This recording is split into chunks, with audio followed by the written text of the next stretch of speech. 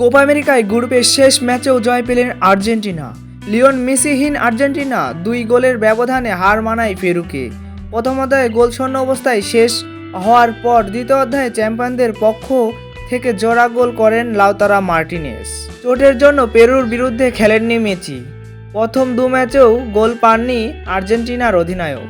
বিশ্বকাপের গ্রুপ পর্বে এবার গোল নেই। মেসির মাঠে না থাকা অবশ্যই আর্জেন্টিনাকে সমস্যায় ফেলতে পারেননি, বরং মেসিহীন আর্জেন্টিনার বিরুদ্ধে পেরু শুরু থেকেই চাপে ছিলেন।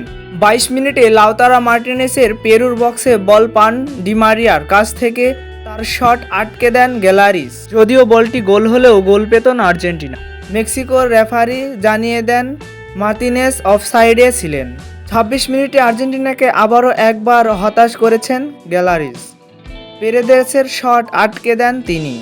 40 মিনিটে আর্জেন্টিনা আরও একটি প্রচেষ্টা ব্যর্থ। প্রথম অধ্যায়ে গোল না পেলেও বলের দখল নিয়েছিলেন, পায়ে রেখেছিলেন আর্জেন্টিনারা।